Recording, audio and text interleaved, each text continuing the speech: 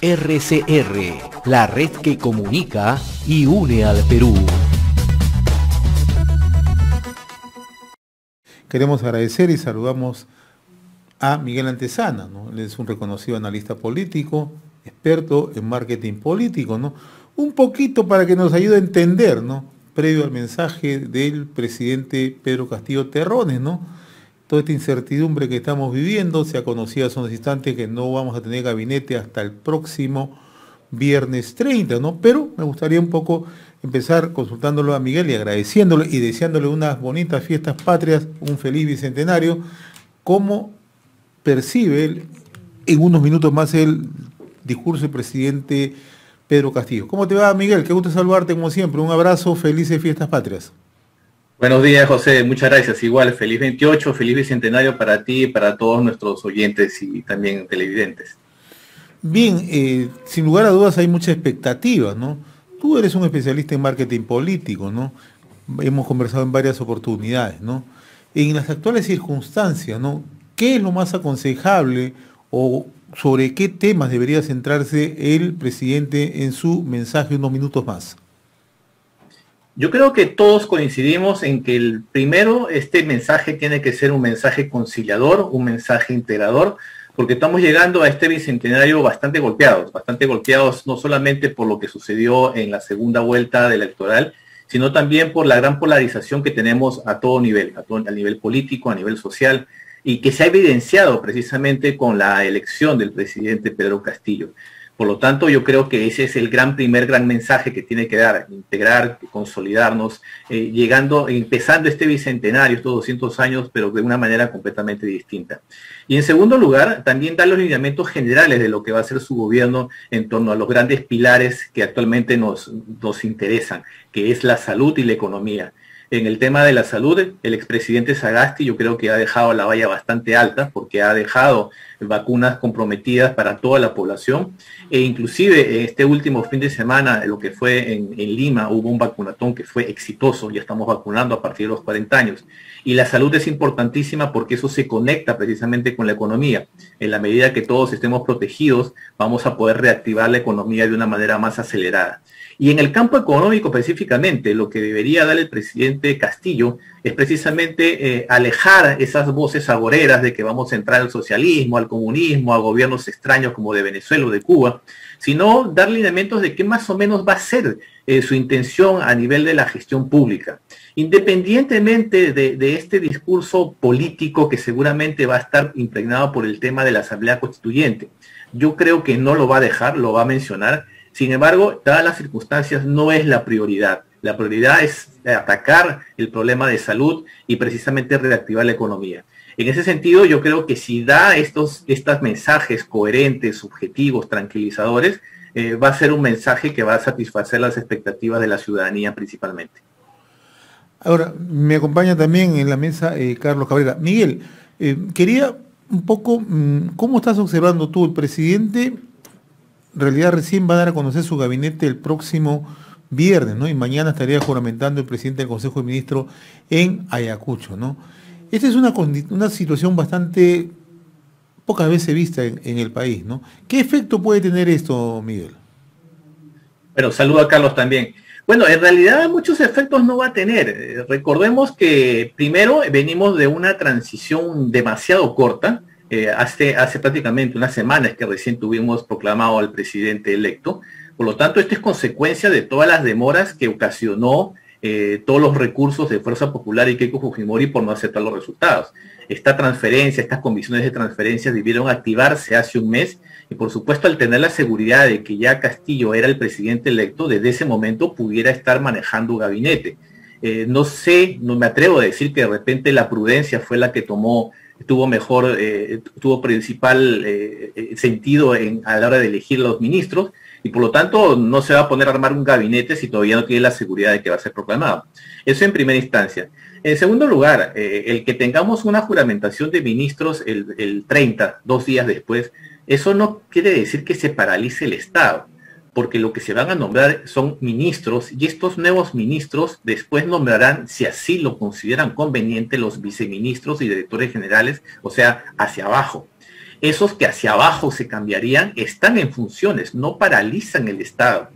Recordemos también que, si no me equivoco, con Vizcarra también sucedió más o menos lo mismo, que él nombró un presidente del Consejo de Ministros y después hubo un lapso en el que se tomó su tiempo para designar a los siguientes ministros. Entonces, tampoco yo creo que hay que generar un sobresalto, creer que se va a paralizar el Estado, que esto es incertidumbre, en realidad es curiosidad de saber quiénes van a ser los ministros, pero esto para nada paraliza el Estado. Además, estamos en feriado, muy pocas decisiones se van a tomar 28 y 29, que digamos, ¿no? Ahora, Miguel, una pregunta. Los discursos, como siempre a veces se señalan, no solamente dicen algo de forma verbal, sino también visual. En este caso, por ejemplo, llama mucho la atención, ¿ya? Cómo está vestido hoy día el presidente de la República. Y algunos creen, a través de otras redes sociales, nos están señalando, que ya ese es casi un discurso, un mensaje a la nación, de cuál sería la posición que estaría adoptando, puesto que este tipo de atuendos, este tipo de visualizaciones que tenemos en este momento del presidente, ya lo hemos visto en otros países, ya lo hemos visto en Bolivia con Evo Morales, lo hemos visto con Correa en Ecuador, con Ortega en Nicaragua, ¿no? Con Hugo Chávez en Venezuela y con Maduro también en Venezuela. ¿Qué te dice este tema? Los que nos están señalando esto a través de otras redes, ¿tienen algo de razón o sencillamente es parte de una cuestión iconográfica que no tendría mayor relevancia? A ver, desde mi mirada, desde mi punto de vista, lo que en realidad revela es precisamente el marcado clasismo, racismo e inclusive desconocimiento de nuestra identidad como peruanos. El señor Castillo se ha estado vistiendo como precisamente visten los chotanos todo el tiempo. Esto es un tema cultural. El que tengamos una mirada exclusivamente desde Lima no quiere decir que el resto del país no existe. Y si ese es un traje que también se usa en Cajamarca, en la zona de Chota o en cualquier otra parte del Perú, esto es un tema cultural. Y esto no está yendo en contra de ningún protocolo, no está yendo en contra de la identidad nacional, en fin. Yo creo que precisamente revela otro tipo de problemas que ojalá comiencen a combatirse. Esta situación, esta segunda vuelta, lo que ha evidenciado es precisamente una serie de problemas estructurales que tenemos como sociedad, que ya mencioné, el clasismo, el racismo y otra serie de problemas también derivados. Yo no lo veo malo, eso no quiere decir nada. El hábito no hace al monje. Él es presidente de la República independientemente que se vista de esa manera o que tenga el sombrero puesto o no. Ahora, que haya una coincidencia en el que Evo Morales use ese atuendo, el que Correa, como mencionaste, también lo haya usado. En el caso de Chávez y Maduro, bueno, es un atuendo similar, pero tiene otro nombre, entonces se conoce como liqui-liqui en Venezuela. Y así, eso no significa nada, no tiene que ver con tendencias de izquierda ni otro tipo de cosas. Aquí lo que nos interesa es que tengamos un gobernante que tome las mejores decisiones para el país. Y lo demás yo creo que ya son comentarios superfluos que pareciera que están buscándole las 5 patas al gato. Todavía no ha asumido el señor Castillo y ya comienza a criticarse por ese tipo de cosas. Y yo creo que debemos prestar atención a temas más importantes para el destino de la nación. El otro asunto también que trasunta a través de las redes, ya entendemos muy bien tu interpretación, que este es un tema estrictamente cultural, pero deja ser menos cultural el tema, por ejemplo, y ha causado mucha sorpresa, como ya te mencionó José, el hecho que que se anuncie, por ejemplo, la juramentación de un gabinete, se traslada para el 30 para este 30, y mañana solamente se juramenta en Pampa del Aquino al Premier. Muchos quieren ver en este tema, por ejemplo, que habría y seguiría teniendo problemas, ¿no?, internos dentro del partido que sustenta al gobierno en este caso, para conformar un gabinete ministerial y que esto todavía no se habría consolidado. ¿Cuál es tu posición, cuál es tu mirada respecto a ese tema?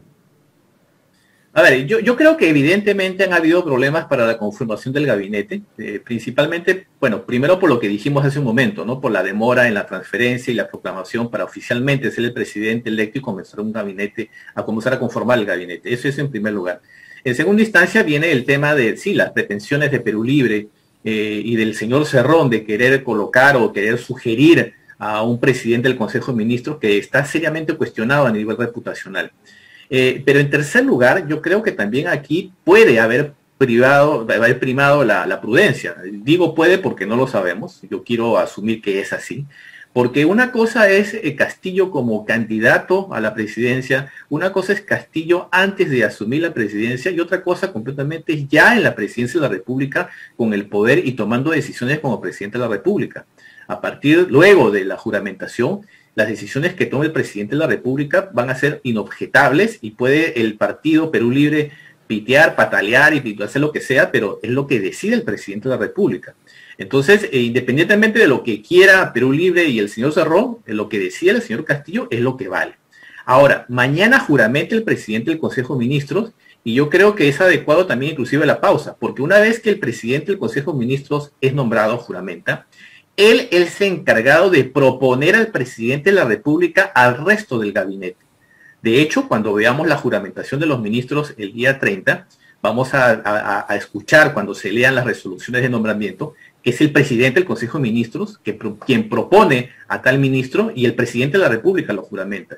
O sea, se está siguiendo un orden lógico que no necesariamente todo el mundo lo sabe.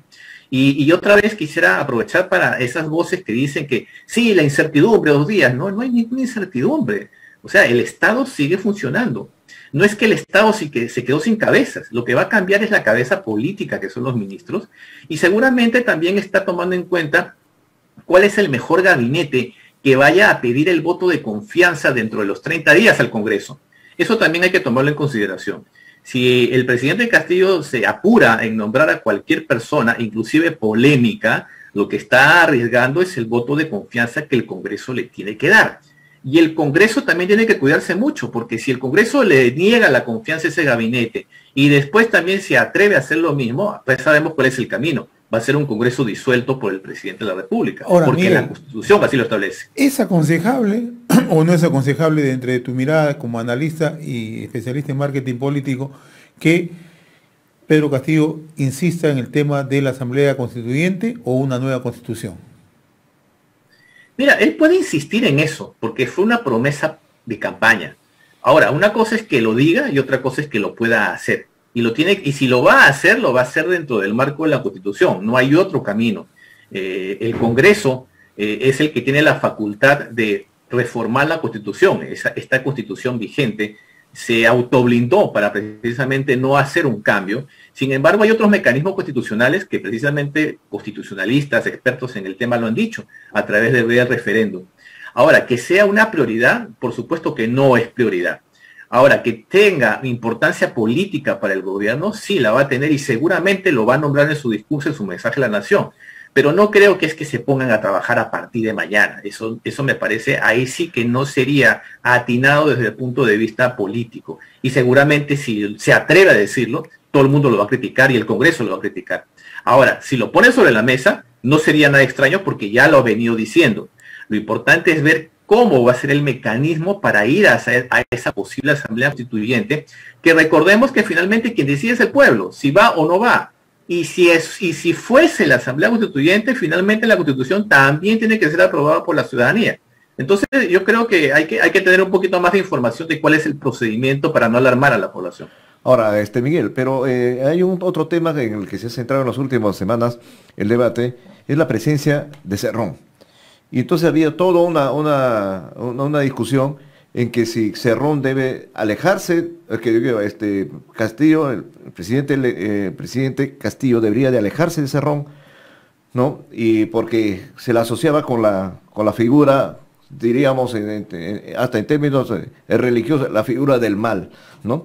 Pero sin embargo, Castillo en los últimos días ha hecho gala de presencia muy activa, incluso estaba en los protocolos previos hasta a la ceremonia de hoy, y lo vemos dando mensajes, declarando a la prensa, como quien diciendo, yo por si acaso estoy vivito y coleando y aquí estoy presente. ¿Cómo hacer que Cerrón no tenga esa influencia que trata de tener y que le hemos escuchado en el Congreso de Perú Libre, tratando de fijar una línea y de imponer esa línea a Pedro Castillo? Y Pedro Castillo tratando de zafarse, porque en ese Congreso fue todo también una clara, nos han dado una claridad sobre ciertos puntos de cómo se está manejando esta relación entre ambos. ¿Cuándo podría independizarse Pedro Castillo de la cercanía de Cerrón, una vez que juramente, que va a ser en unos minutos, ¿no? Y ya asuma plenamente el cargo de presidente de la República? Yo lo que veo es una ansia desesperada de Cerrón de figurar mediáticamente, y muchos medios han caído en ese juego, de ponerle, de preguntarle, de hacerle declaraciones, y él precisamente arrogarse una serie de funciones que no tiene. Recordemos que el señor Cerrón está inhabilitado para participar en el Estado y además tiene una serie de procedimientos pendientes. Entonces, él puede decir misa, como coloquialmente se dice, pero a partir del mediodía o después del mediodía, cuando el señor Castillo juramente como presidente de la República, él es el que va a mandar, es el que va a tomar decisiones. Y Cerrón puede decir lo que quiera, y Castillo es el que finalmente va a mandar. Entonces, yo no creo que estos mensajes que lo escuchamos desde hace tiempo, que tiene que deslindar de Cerrón, mira, le puede decir también Castillo cualquier cosa, pero lo que va a importar son los hechos. Y si en los hechos, en el gobierno de Castillo, Cerrón no figura para nada, quien va a quedar en ridículo es Cerrón, porque él va a estar diciendo cosas, pero Castillo va a estar haciendo otras, porque él es quien tiene el poder. Aspiramos, por supuesto, que Castillo sea independiente, que no se deje llevar por los mensajes que diga Cerrón, y en el dado el caso, supongo entonces que tendrá pues, que ponerle en su lugar, pues, ¿no? Porque si bien es cierto que Castillo gana la presidencia con el partido Perú Libre, que fue invitado por Perú Libre, él ya en el poder, ya como presidente de la República, no depende de Perú Libre, ya es gobernante del país. E inclusive recordemos que hay voces que han dicho, que no son nada descabelladas, que Castillo ya en la presidencia no va a necesitar de Perú Libre. Inclusive si él se atreviera políticamente a formar un partido político, va a tener toda la posibilidad de hacerlo. Él tiene una cantidad de seguidores que no son necesariamente de Perú Libre. Entonces yo creo que aquí también hay que calmar un poco las aguas y ubicar mediáticamente a Cerrón. Porque si se le está preguntando todo el tiempo a él como que si él fuese en realidad la sombra detrás del poder, cuando en realidad no lo es, eso veremos a partir de ahora, una vez que juramente Castillo, ciertamente quién es el que tiene el poder y quién es el que manda. Muy bien, Miguel, yo te agradezco como siempre la cortesía que tienes con RCR, Red de Comunicación Regional. Con seguridad vamos a seguir hablando los próximos días, ya una vez conocido el mensaje presidencial y las repercusiones. Un fuerte abrazo, felices fiestas, Miguel, un abrazo. Muchas gracias, un abrazo José y Carlos, saludos. Gracias. RCR, la red que comunica y une al Perú.